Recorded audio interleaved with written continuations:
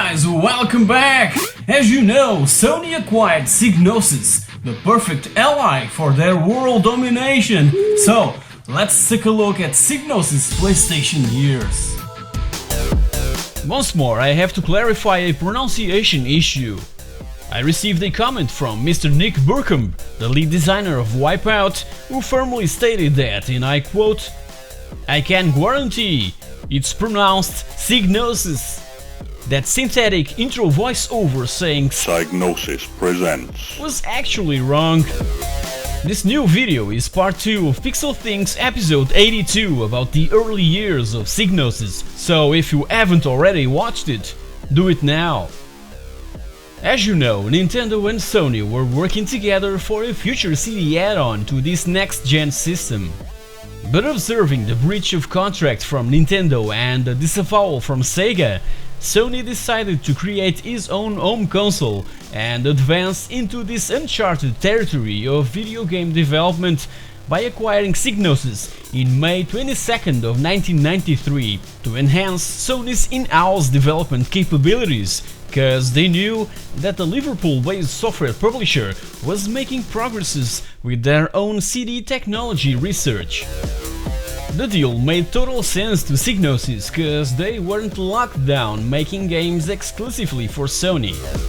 Despite 50% of Psygnosis being owned by Sony, they were free to develop and publish games for other platforms like the PC, Sega Saturn and Nintendo 64.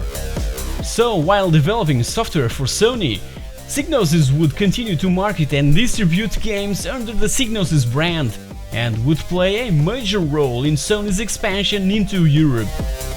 Meanwhile, Cyclops was silently abandoned, being its latest releases Anarchy, a pretty decent and updated version of the classic arcade game Defender, and Matrix Marauders, Spellbound and Strix, these three with nothing really astonishing to point out besides the amazing covers.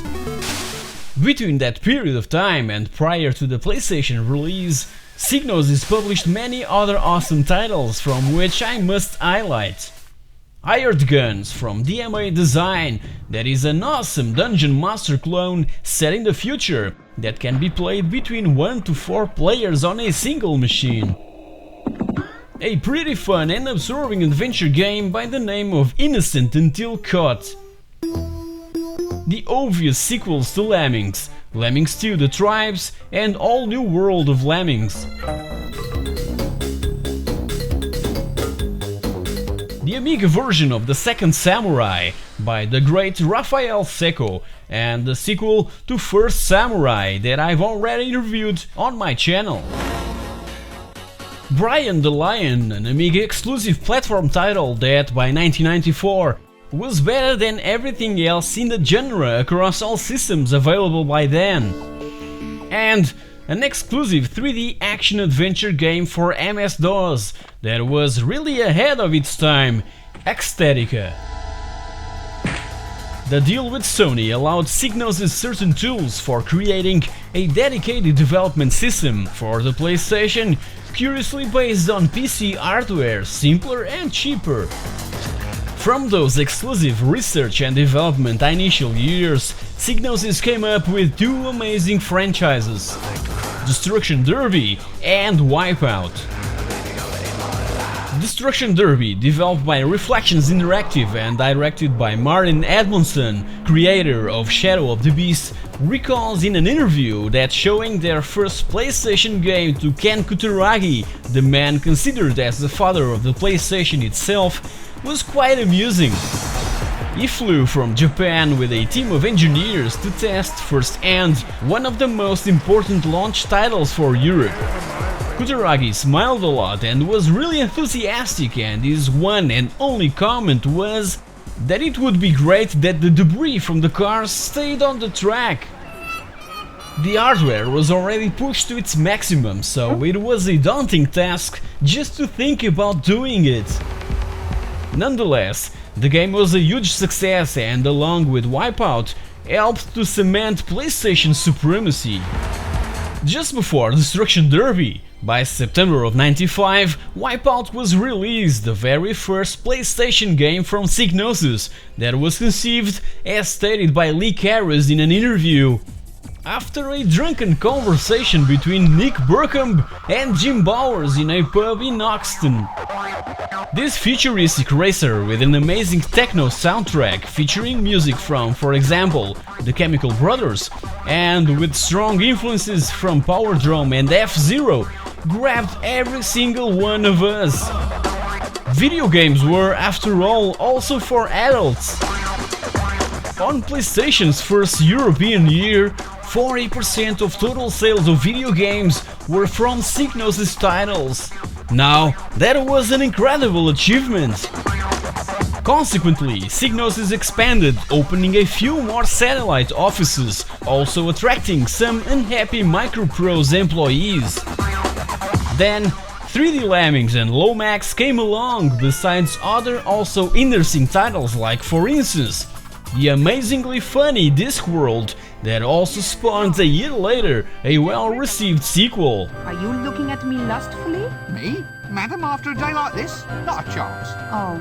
Formula 1 from Bizarre Creations, one of my favorite racing games on the PC back in '96, that features an awesome soundtrack which includes a few songs from a couple of Sony artists by that time, Joe Satriani and Steve Vai. My copy of the game came bundled with my Diamond Monster 3DFX card, and the first time I played it, I was simply blown away. The astonishing Alundra that, as you know, made me cry, swear, and throw DualShocks against pillows. The amazing Space Blaster Colony Wars that included, besides the awesome soundtrack by Tim Wright, 5 different endings. The mind-blowing and Blade Runner-inspired G-Police that was done whilst the same team was developing Overboard, with its Caribbean vibe and relaxed tunes. And inevitable sequels to Destruction Derby and Wipeout.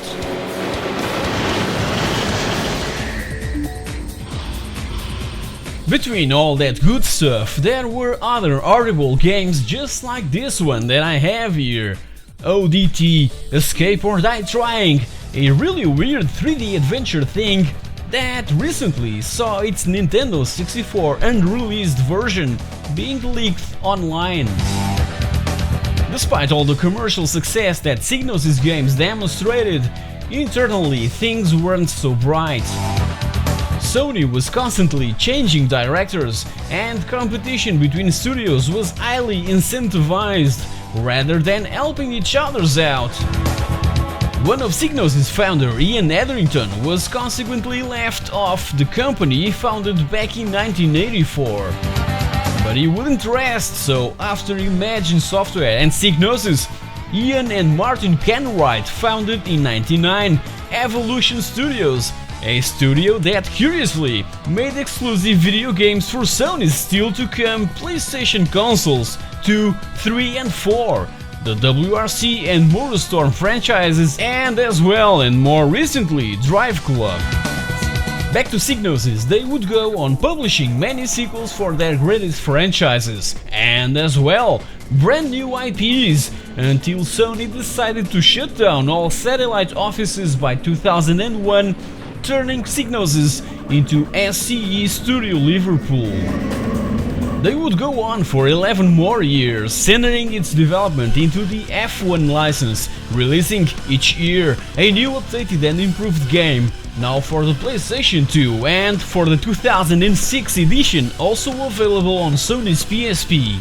2007 was the year for their first venture into the brand new PlayStation 3, releasing the realistic and beautiful F1 Championship Edition with 6-axis compatibility, being this one the last F1 game from Studio Liverpool. Also, and along with the F1 games, the other franchise that was still going was Wipeout, that saw a huge commercial acclaim with both PS2 and PSP releases: Wipeout Fusion, Wipeout Pure, Wipeout Pulse, Wipeout HD and Wipeout HD Fury, and lastly, Wipeout 2048 for the PS Vita in 2012, the last game from Psygnosis / Studio Liverpool.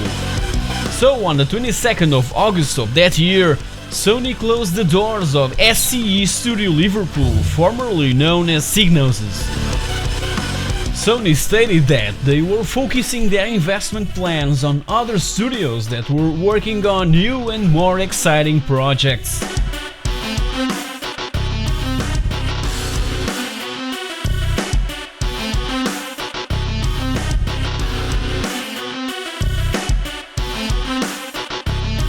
Psygnosis left us a legacy of awesome titles and franchises, giving at the same time the opportunity to small companies to prosper and emerge in this industry, being renowned today as the most successful in the business.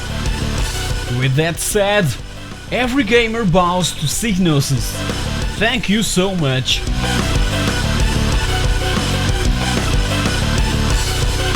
Hope you've enjoyed my look back at one of the most important names in the video gaming industry. Please take a look at my other videos related to Psygnosis and like, share and subscribe to the pixelthing. Thank you very much for watching and I'll see you all next week.